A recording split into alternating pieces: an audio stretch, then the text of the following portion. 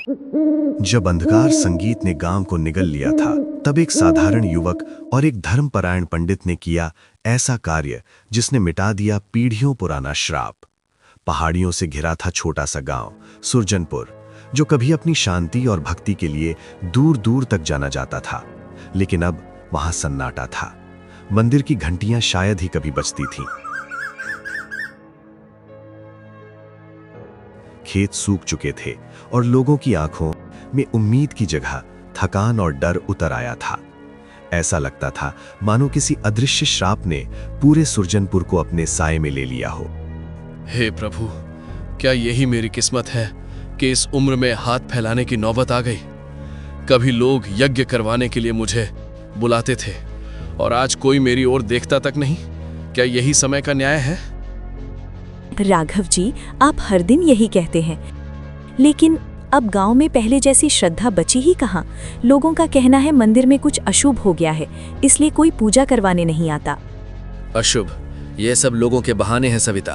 अब सब उस नए तांत्रिक रतननाथ के पीछे भाग रहे हैं। कहते हैं वो मरे हुए को भी जगा देता है, इसीलिए सब उसी के पीछे अंधे हो गए हैं। मुझे तो उस रतननाथ की बातें कभी ठीक नहीं लगी। गांव वाले कहते हैं वो कोई साधारण तांत्रिक नहीं है। रात रात भर जंगल में जाता है और वहां से अजीब अजीब आवाजें आती हैं। तुम भी अब उन्हीं अफवाहों पर विश्वास करने लगी सविता। लोग तो कुछ ना कुछ बोलेंगे ही। मुझे तो बस इस बात की चिंता है कि घर में अब अनाज का एक दाना भी नहीं बचा और बिटिया मीरा की शादी की उम्र भी निकलती जा रही है। मीरा को मत बताना राघव जी, वो पहले ही बहुत चुप चुप रहती है। कल रात उसने पूछा, माँ क्या हम हमेशा ऐसे ही भूखे रहेंगे? उस वक्त मेरे पास कोई जवाब नहीं था। बस बहुत हुआ, ये सब उस पापी तांत्रिक की वजह से है। हाँ, वही राक्षस इस गांव की आत्मा को धीरे धीरे निगल रहा है। आज ही मैं मुखिया से बात करूंगा, अब कुछ करना ही होगा। उधर गांव के दूसरे छोर पर गरीब किसान रामेश्वर अपने सूखे खेतों में खड़ा था। धरती की फटी दरारें मानो उसकी किस्मत का मजाक उड़ा रही थीं। हवा सूखी थी और मिट्टी में उम्मीद का एक कण भी नहीं बचा था। कितनी बार पानी डाला, कितनी मेहनत की, पर देखो एक भी फसल नहीं होगी। लगता है जिंदगी में मेरे हिस्से में बस कांटे ही लिखे हैं भाई। भैया, हर साल यही बोलते हो। मैंने कहा था ना नए बीज ले आते, लेकिन तुम फिर वही पुराने बीज बो दिए। अब अगर कुछ नहीं होगा तो किसे दोष दोगे? नए बीज और पैसे कहाँ से लाऊं मोहन? माँ बीमार है, दवा के पैसे तक नहीं है। गांव में कोई उधार भी नहीं देता। अब सब अपने दुख में उलझे हैं। भैया, सुना है गांव के बाहर कोई तांत्रिक आया है। रतननाथ नाम है उसका। लोग कहते हैं उसने कुछ खेतों को हरा भरा कर दिया। क्यों ना हम भी उससे मिल लें? शायद हमारे लिए भी कोई उपाय निकल आए। रतननाथ, वही जो रात में जंगल में जाकर मंत्र पढ़ता है? मैं तांत्रिकों पर भरोसा नहीं करता मोहन। ये सब दिखावा है, धोखा है लोगों का। भैया, पर कोशिश करने में हर्ज क्या है? अगर सच में उसके पास कोई शक्ति है तो शायद हमारे खेतों में भी फिर से हरियाली लौट आए। ठीक है मोहन, लेकिन सुन, अगर वो भी ठग निकला तो मैं फिर कभी तेरी बात नहीं मानूंगा। चल, आज शाम चौपाल चलते हैं, देखते हैं ये तांत्रिक आखिर है कौन। शाम का वक्त था। चौपाल पर हलचल मची हुई थी। एक ओर पंडित हरिदास सरपंच से बहस कर रहे थे और दूसरी ओर माधव और केशव भीड़ में चुपचाप खड़े थे। मंच के बीचों बीच खड़ा था काले लबादे में लिपटा रहस्यमयी तांत्रिक कालेश्वर। दर्पण जी, बताइए जरा, अब कोई मुझे पूजा के लिए क्यों नहीं बुलाता? क्या इस गांव का विश्वास अब किसी तांत्रिक पर टिक गया है? पंडित जी, लोग कहते हैं कि कालेश्वर सच्चा है। वो कहता है कि गांव पर एक पुराना श्राप है और सिर्फ वही उसे तोड़ सकता है। श्राप? ये सब कोरी बकवास है। मैंने पूरे वेद पुराण पढ़े हैं। ऐसा कोई श्राप इस धरती पर नहीं है। ये आदमी सिर्फ अंधविश्वास फैला रहा है। पंडित हरिदास, तुम्हारी विद्या पर मुझे गर्व है, लेकिन कुछ शक्तियां ऐसी होती हैं जो शास्त्रों से नहीं, अनुभव से समझी जाती हैं। इस गांव की मिट्टी में कुछ है जो तुम्हारी नजरों से परे है, और तुम कौन हो ये तय करने वाले कि मैं क्या जानता हूं? मैंने बरसों तक इस गांव की रक्षा की है, समझे? तुम्हारी रहस्यमयी बातें सिर्फ लोगों को डरा रही हैं। नहीं पंडित, मैं डर नहीं, मुक्ति देता हूँ। मेरे मंत्रों ने सूखे खेतों में हरियाली लौटा दी है। अगर यकीन नहीं तो पूछ लो माधव से। माधव, तुम बताओ, तुम्हारे खेत सूख चुके हैं, है ना? क्या तुम नहीं चाहते कि वे फिर से लहलहाएं? तांत्रिक जी, अगर आप सच में मेरे खेतों को फिर से हरा कर सकते हैं तो मैं आपकी हर शर्त मान लूंगा। अब मेरे पास खोने को कुछ नहीं बचा। मुझे तुम्हारा दुख दिखाई दे रहा है माधव, पर याद रखना, हर मदद की एक कीमत होती है। कल रात जंगल के उस पार मेरे पास आना, वहीं से शुरुआत होगी। भैया, लोग कहते हैं जंगल के उस पार तो कोई राक्षस रहता है। क्या हमें सच में वहां जाना चाहिए? शायद, लेकिन सच्चा फल हमेशा डर के पार होता है केशव। अगर चाहत सच्ची है तो डर की कोई औकात नहीं। बस, मैं अब इस पाखंड को और नहीं चलने दूंगा। मैं सबको दिखाऊंगा कि ये आदमी धोखेबाज है। संभल कर बोलो पंडित, कुछ रहस्यों को छेड़ने की कीमत बहुत भारी पड़ती है। भीड़ सन्न रह गई। एक ओर पंडित हरिबास की आंखों में आग थी और दूसरी ओर माधव की उम्मीदें पहली बार चमक उठी थी। चौपाल की हवा में रहस्य घुल चुका था। सुबह की हल्की धुंध गांव पर छाई थी। हर गली, हर घर जैसे किसी अदृश्य डर में चुप था। माधव घबराया हुआ पंडित हरिदास के दरवाजे पर पहुंचता है।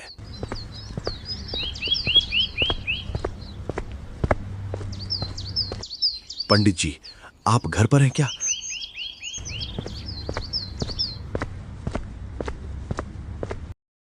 मुझे आपसे बहुत जरूरी बात करनी है, अभी की अभी। माधव, इतनी सुबह कौन सी मुसीबत आ गई? चेहरा तो जैसे सारी रात नींद से कोसों दूर रहा हो। सच कहूं पंडित जी, मैं रात भर नहीं सो पाया। तांत्रिक कालेश्वर ने मुझे जंगल बुलाया है। कहता है मेरे खेत हरे हो जाएंगे, लेकिन केशव कहता है वहां राक्षस रहता है। अब मैं समझ नहीं पा रहा क्या करूं। माधव, वो कोई साधारण इंसान नहीं है। मुझे लगता है वो इस गांव में कोई बड़ा खेल खेल रहा है। खेल? कैसा खेल पंडित जी? मुझे शक है कि उसकी नजर मंदिर के सोने के मुकुट पर है। वो मुकुट सदियों पुराना है और उसमें एक प्राचीन शक्ति छिपी है। कालेश्वर लोगों को डराकर, खेत सुखाकर सबको अपने वश में कर रहा है। क्या मतलब? वो सच में जादू टोना कर रहा है? क्या मेरी मां की बीमारी भी उसी की चाल है? हां माधव, मुझे यही लगता है। और अगर सच जानना है तो हमें खुद जंगल जाकर देखना होगा। आज शाम वहीं मिलते हैं। लेकिन अगर वहां सच में कोई राक्षस हुआ तो पंडित जी, लोग कहते हैं जो गया वो लौटा नहीं। डर से कभी सत्य नहीं मिलता माधव। मेरे पास वेदों की शक्तियां हैं और तुम्हारे पास साहस। साथ चलो, हम सच्चाई को उजागर करेंगे। ठीक है पंडित जी, लेकिन इस बात का जिक्र केशव से मत करना। वो सुनते ही पीछे हट जाएगा। सही कहा तुमने, ये बात हमारे बीच रहेगी। शाम को गांव की सीमा पर मिलना। वहीं से शुरू होगी अंधेरे की परत खोलने की यात्रा। माधव ने सिर झुकाया और चला गया। पंडित हरिदास की आंखों में अब नर नहीं बल्कि दृढ़ निश्चय चमक रहा था। गांव पर छाई धुंध अब किसी तूफान की आहट दे रही थी। शाम ढल चुकी थी। सूर्य की आखिरी लाल किरणें पेड़ों के पीछे खो रही थीं। आसमान पर धुंधलका छा गया था और हवा में एक अजीब सिहरन थी। माधव और पंडित हरिदास धीरे धीरे जंगल की ओर बढ़ रहे थे। हर कदम के साथ सन्नाटा और गहराता जा रहा था, जैसे खुद जंगल उनकी आहट सुन रहा हो। पंडित जी, ये रास्ता मुझे हमेशा डराता है। लोग कहते हैं रात ढलते ही यहां अजीब परछाइयां घूमती हैं। ऐसा लगता है कोई हमें देख रहा हो। डर मत माधव, जो सत्य की राह पर चलता है उसकी रक्षा स्वयं ईश्वर करते हैं। बस अपने मन को स्थिर रखो और कदम पीछे मत हटाना। चारों ओर झिंगुरों की आवाजें गूंज रही थीं। सूखी पत्तियों पर उनके कदमों की आहट जंगल के दिल में गूंज रही थी। पेड़ों के बीच से गुजरती ठंडी हवा जैसे किसी अदृश्य उपस्थिति का संकेत दे रही थी, कुछ जो उनके आने की प्रतीक्षा कर रहा था। पंडित जी देखिए, उधर पेड़ों के पार एक दीपक जल रहा है। क्या वही जगह है जहां तांत्रिक कालेश्वर ने बुलाया था? माधव, वहीं उसका स्थान है। धीरे चलो, उसकी हर चाल में छल छिपा है। वो जानता है कि आज कोई उसके रहस्य के करीब पहुंचने वाला है। दोनों धीरे धीरे उस दीपक की ओर बढ़े। हर कदम के साथ हवा भारी होती जा रही थी, मानो जंगल की आत्मा भी उन्हें रोकना चाहती हो। दूर कहीं उल्लू की आवाज गूंजी और अचानक सन्नाटा छा गया। अंधेरे के बीच वो अकेला दीपक अब एक भयावह निमंत्रण बन चुका था। गुफा के भीतर लाल रोशनी फैल रही थी। दीवारों पर अजीब चिन्ह तैर रहे थे और बीचों बीच काले वस्त्रों में लिपटा कालेश्वर ध्यान की मुद्रा में बैठा था। तभी उसने धीमे ठहरे हुए स्वर में कहा, रामेश्वर, मैं जानता था तुम आओगे। तेरे मन का दर्द मैंने पहले भी महसूस किया है।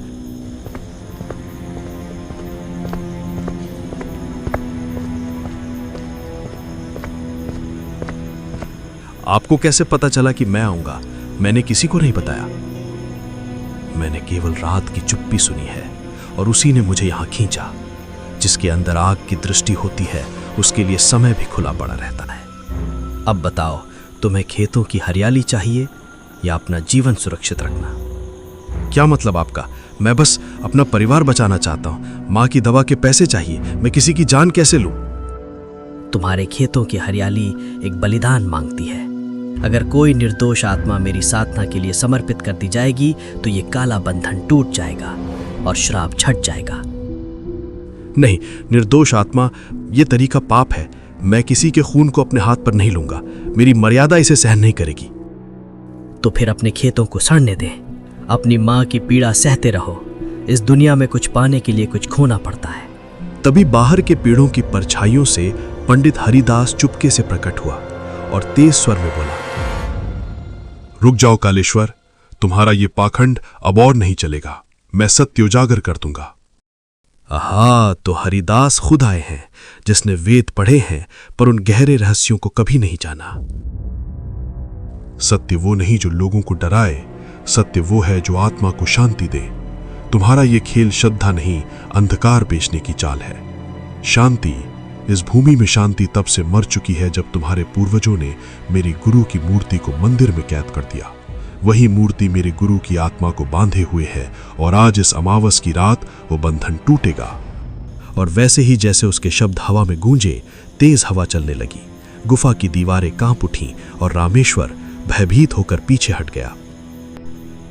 धुआं छटते ही वहां सिर्फ राख बिखरी रह गई थी। पंगु सा सन्नाटा छा गया। रामेश्वर छलनी सी सांसें लेते हुए पंडित हरिदास के पास झुका और घबरा कर बोला, पंडित जी, आप ठीक तो है ना? आपकी सांसें धीमी हो रही हैं। मुझे डर लग रहा है। उठिए, कुछ बताइए, क्या करें? हरिदास कमजोर आवाज में पलकें झिपकाते हुए उत्तर देते हैं, रामेश्वर, वो मूर्ति नष्ट हो गई है।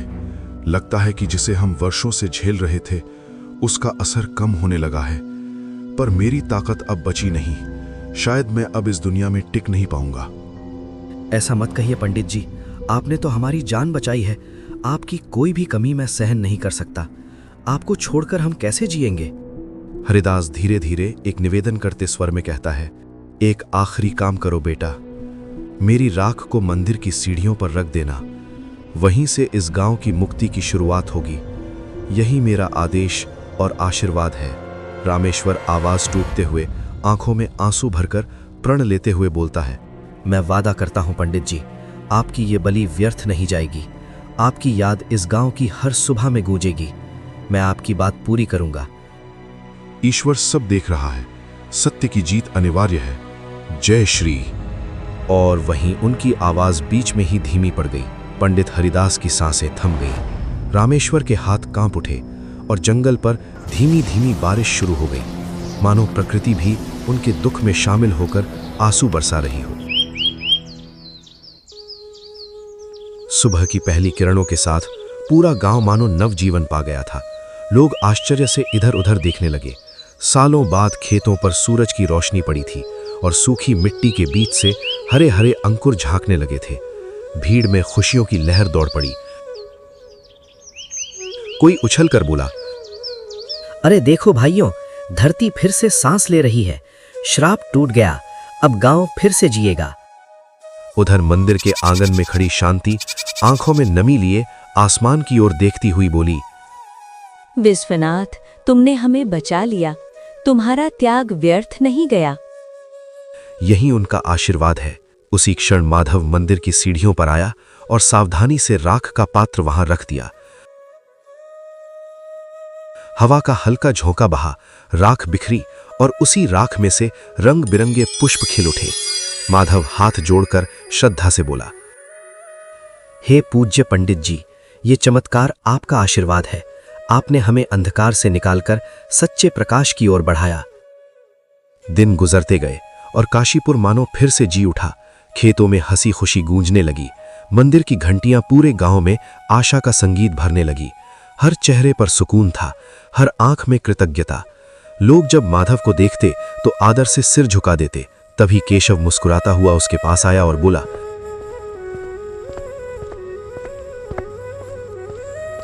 भैया, आपने तो सच में चमत्कार कर दिया। अब तो हर जुबान पर आपका ही नाम है।